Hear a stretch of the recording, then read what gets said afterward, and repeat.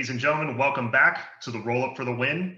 And we are going to discuss some more crappy behavior from the WWE since we last recorded. Obviously, Black Monday or Black Wednesday 2.0 had just happened.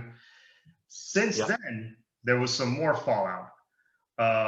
Mickie James, there was a certain trash bag incident, and for those living under a rock, Danny, would you care to fill in the folks? And apparently it arrived in a box because that's how you ship things. Mm-hmm. But all of her stuff that was in the locker, apparently they don't let you go back to go get it. They just ship the stuff to you. Mm-hmm. And good luck on your future endeavors. And inside the box was a trash bag full of her stuff.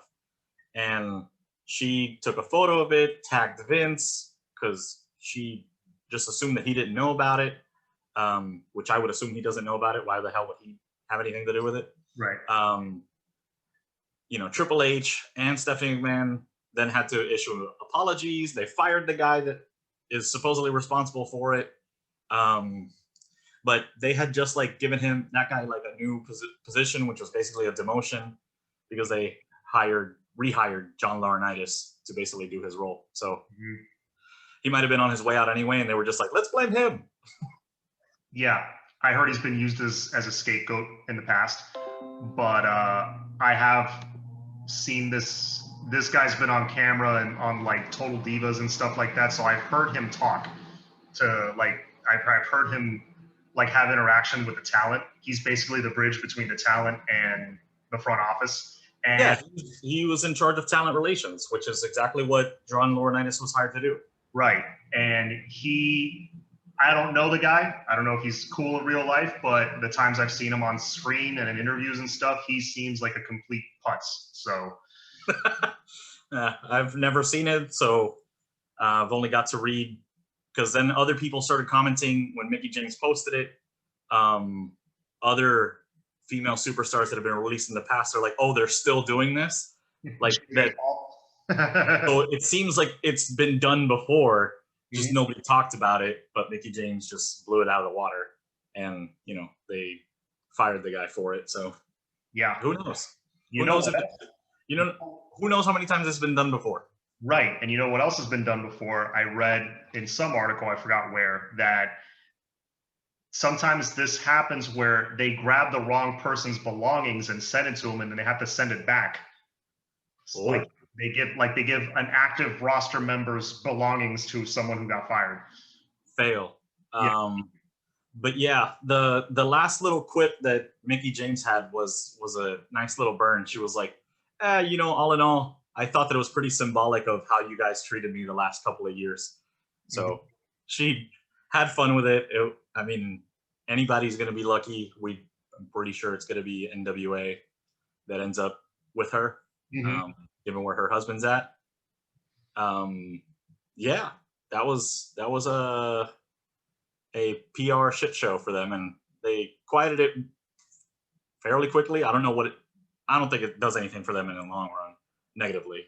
No, it's too big, but it's back-to-back PR shit shows, which is not good. Even for them. Yeah, very true. Not a good look for the company. Literally within 7 days of each other. Right, and then what kind of ties into that, or just the way the women are treated. Carmella was on the Bellas podcast recently and complained a little bit about lack of TV time happening again for the women, which led to #Give Divas a Chance 5-6 years ago. Right. Starting to happen again, where they're being pushed to the bottom of the card. They're not getting the TV time. Well, they're again, the women's tag team titles don't matter. In so much so that both the SmackDown and Raw women's champions have been involved in the tag title scene for no apparent reason. That's how much it doesn't matter. And if, other than being the actual champions, the only time you're getting TV time is if you're involved in some stupid romantic angle. Right. And they've been pretty horrendous. Yeah. Well, except for Otis and Mandy. That was amazing. But that was hilarious, and you know, I actually think it elevated both people. But what they're doing now is not helping anybody at all. Like now you've got well, now this goes for Angel Garza. Now he's involved in a stupid romantic angle, and I feel that he's being misused. So, is it just to give Nia Jax something to do? Yeah. Okay. I mean, hopefully she just ends up slapping one of these guys, and they're like, you know what, we're gonna wrestle. Mm-hmm. Yeah, it's really sad. The amount of the amount of chances, just chance after chance after chance that someone gets just because of who they're related to or whatever. It's like there's plenty of people that can be used and debatably more talented. Mm-hmm. Yeah. No, there's a lot of people more talented than Nia Jax. That's for damn sure. I didn't want to be very mean, just in case Nia Jax is watching. I doubt it.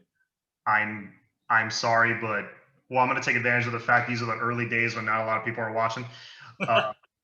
No, I mean, look, Nia Jax is fine at what she does. She does draw heat and makes people hate her, which I guess is her job. But I just think there are better women, more talented women on the card, and I feel like she gets a little leeway because of who her cousin is. Look how many people she's injured. Yeah. No, I agree with you wholeheartedly. I'm waiting for the day for that tag team to implode and they like kind of revamp the entire tag team division because it needs to happen. They need to blow it up and figure it out. Mm-hmm. Well, you lost the Iconics already, so there goes one of what should have been one of the cornerstones of your division. Should have been. But what are you gonna do? Watch them on Wednesday nights on AEW soon. That's what you're gonna do. That's what we're gonna do. You damn right. Yep. Although they just posted a photo with Tennille Dashwood. They all went out last night. Interesting. So interesting. I know that they're all Australian and they just probably are good friends, but yeah. There's always speculation. They're like, oh, maybe. Yeah. No, and they post those pictures for a reason, Yeah. Well, they posted that they were like, oh, this was a much needed girls' night and this, that, and the other. Like that's what basically they all had the same caption. Right. For the thing. They're like, oh, a great girls' night or whatever. Mm-hmm. Which the forbidden door is open. I hope they sign with AEW because I think that's where they're going to be used the best. But TNA isn't a bad place to land either. Their knockouts division's pretty awesome. Mm-hmm. Mm-hmm. Yeah, and AEW just seems to know how to give. They somehow, at the same amount of time, they give everyone TV time. Whether it's let them cut a promo, give them a thing backstage. They give the people what they want. Yes, absolutely. Between that and AEW Dark, I feel like everyone gets a chance to eat. And even there, barring a couple of things, like I don't really, because I don't watch Dark, I guess, I don't understand the Hardy faction just yet. Mm-hmm. I don't understand that one. But even sometimes they have this random pairing, and I think it just works. Like they just paired Chris Statlander to the best friends, and I'm like, oh, yeah, why didn't we do that before? It works very well. Great idea. Mm-hmm. The newest shirt is genius. It's the three of them on a tandem bike and her in a little basket in the front like she's E.T. Love it. It's hilarious. It's fantastic. Absolutely great. Yeah, they go perfectly she goes perfectly with them. Peyton Royce and Billie Kay maybe, or just Peyton Royce, depends on what you want to do, goes perfectly with the Pinnacle. And I had read something because Chelsea Green has been probably one of the most vocal people outside of Mickie James after she got released. Mm-hmm. She was talking about a whole bunch of pitches that she had backstage that apparently all got rejected, obviously. Oh, I was going to get to that. Mickie James, I know at one point she wanted to do like an all-female show, which I know that idea. Well, yeah, Mickie James, yeah, and then like I forgot who it was told her they're like female wrestling doesn't pay the bills. So I understand why you're doing it, but there's no point. So, but back to Chelsea Green, she pitched a bunch of ideas for herself to Vince, and none of it ever came to fruition.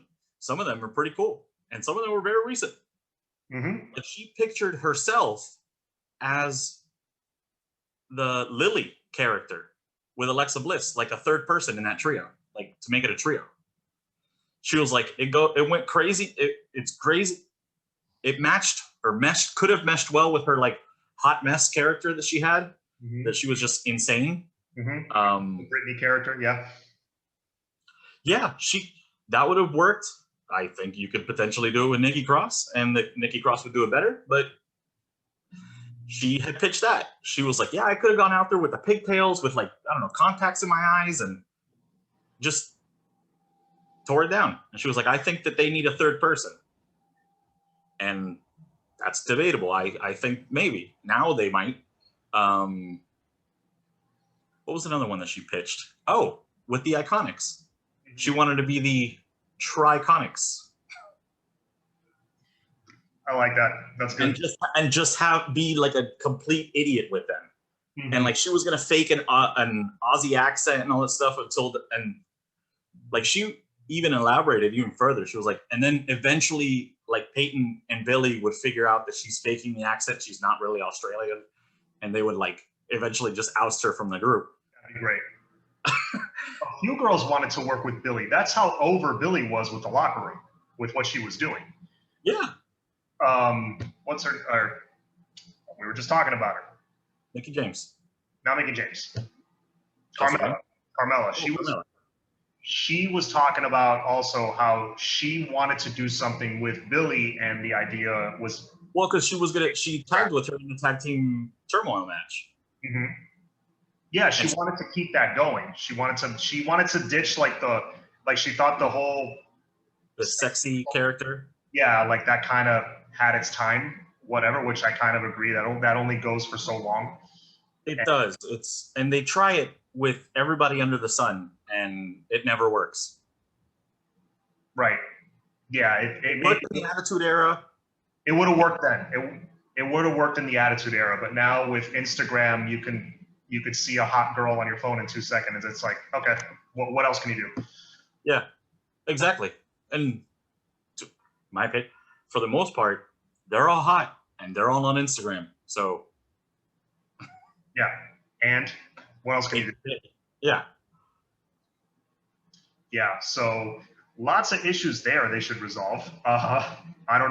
Not sure how they can, other than just giving them more TV time, but it honestly hasn't been the same. I've said this before. It hasn't been the same since Becky Lynch went on maternity leave. It hasn't. Yeah, when she was when she was going on that run in 2019. And obviously, as the months go on, the speculation just runs more rampant and more rampant that she's going to show up. They're saying, since WWE kind of loves to do this sort of thing, the go-home show before WrestleMania Backlash on either Raw or SmackDown would be almost a year to the day that she gave up the title. Okay. WWE likes to do that sort of thing, wait like a year to the day, and like they love harping on that. So even if they're fibbing and it's off by a day, I think she should just show up on SmackDown, because we're recording this on a Friday. I think tonight SmackDown is losing Daniel Bryan, potentially to Raw. Okay. Or NXT. That would be interesting. All right. They're going to need some sort of star power, and I know that Fox is going to want that. And Seth is on the show, so I think she shows up on SmackDown. Yeah, it would be a good landing spot for her. She wouldn't be able to continue the Asuka thing because she's on Raw, but right. better matchups, I think. Oh, her versus Belair would be amazing. Mm-hmm. And if she came back, and I know that she's going to come back to Cheers, but if she comes back to be like Seth Rollins' follower and like embrace the vision and that she's the man and like all this, that would be a cool thing to do, to make her heelish to go up against Bianca. Right. And then maybe down the line have her turn on Seth for funsies. Yeah, sure. Whatever. I don't care. Do whatever you want. Also, since we last recorded, we didn't have that, in my opinion, amazing vignette from Aleister Black. Let's talk about that. Right. Yeah, that was cool. What do you think it's going to lead to, though, for him? I don't know. I'm so excited. I was excited to just see him on television. Me too. Just give him something. The next one would be Keith Lee. I was like, ooh. Yeah. Because he's like the Antichrist. Mm-hmm. I don't know what he's going to do. I don't know if he's going to go up against Seth Rollins. They have history. He took his eye. Yeah, maybe Ministry of Darkness kind of thing.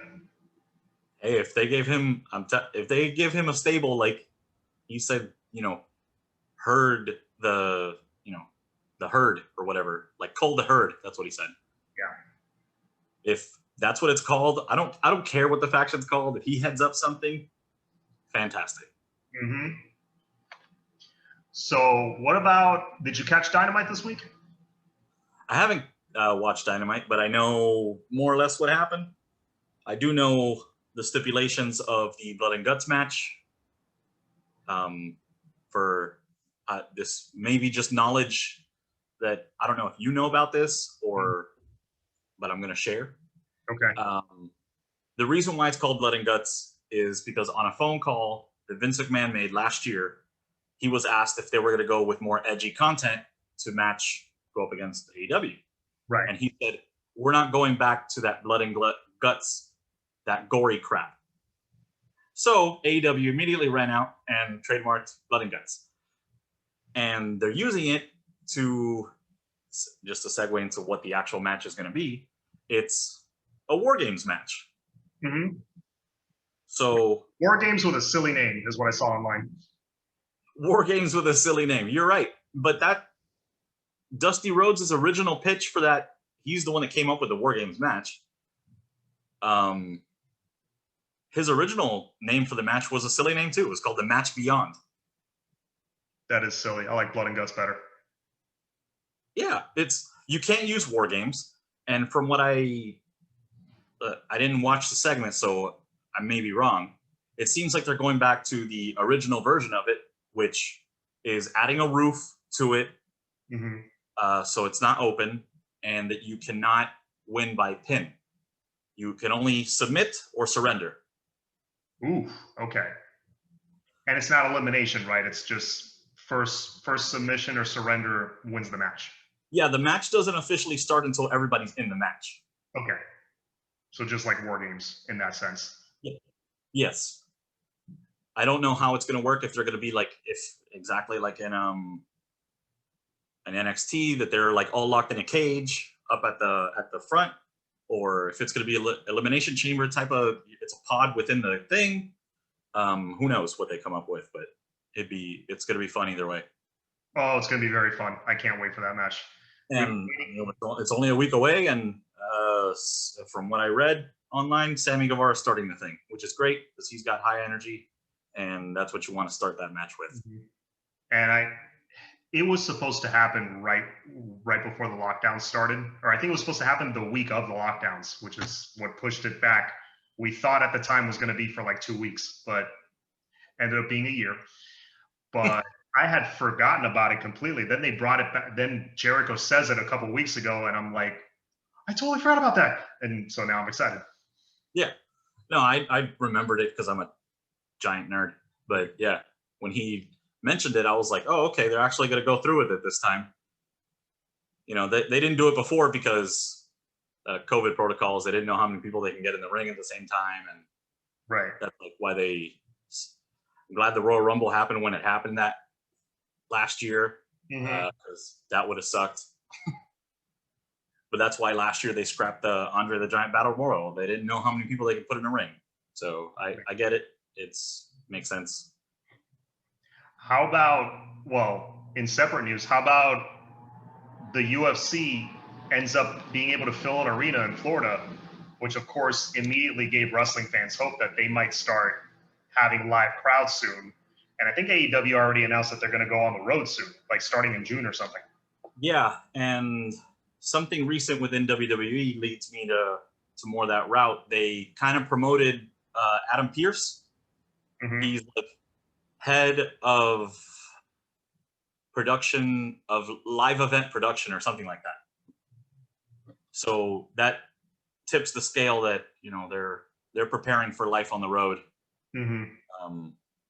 post-vaccine era. That should be interesting. I wonder if, well, remember, because live shows used to lose more money than they gain. So I wonder if they're going to go back to a full schedule or how they're going to do it. So that'll be interesting. I'd say, well, life on the road is different, right? Like I don't know if it's going to be house shows. It just says live events. So it might just be Raw and SmackDown as live. It might be Raw and SmackDown touring. That's it. And NXT can go back to touring. I don't think they have to, but that's honestly how it should be, because I think the wrestlers ultimately are much happier than having to wrestle 5-6 nights a week. They ultimately, it keeps it keeps injuries down, and it keeps the roster happy. So, I mean, it seems like a no-brainer. If you were losing money before, and now you can make money, and your people are going to be happy, you're going to retain people, it just seems like a no-brainer. Yeah, I agree. I think that's what they're ultimately going to do, is if you do house shows, it'll be occasional. I think Raw and SmackDown will be on location because, sports have gone back to normal. So it's only going to be. I don't know if there is something special about seeing the NXT shows live, though. Oh, for sure.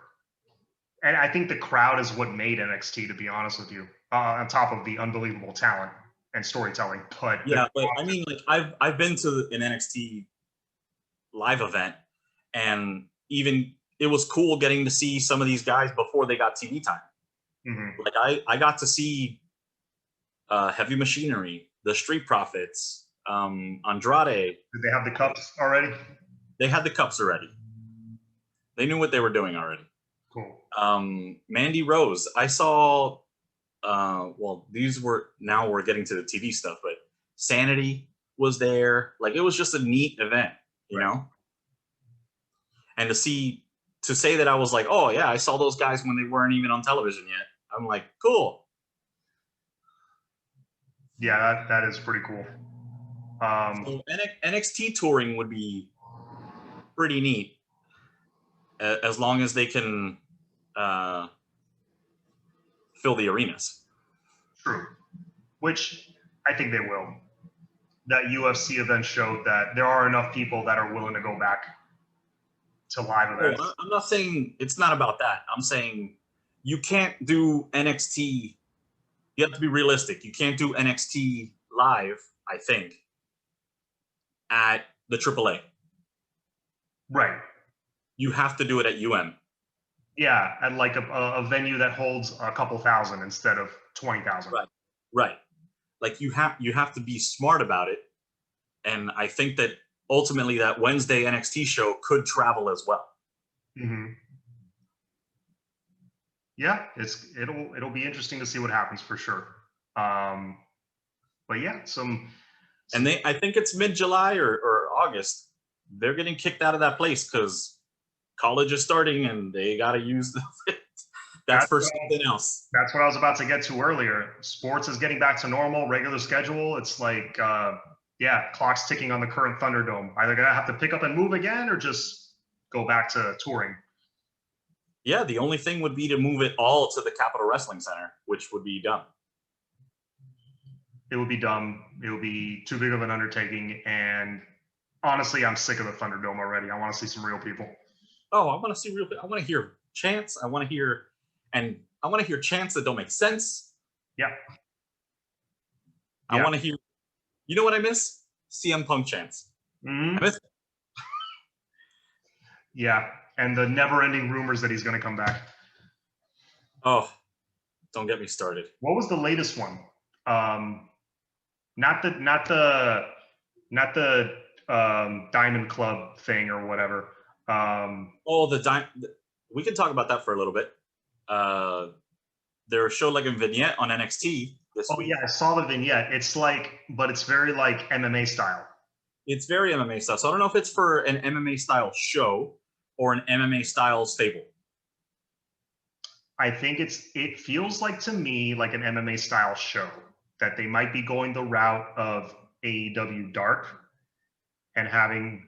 But AEW Dark isn't necessarily more of an MMA style. It's just showcasing people that are on the undercard.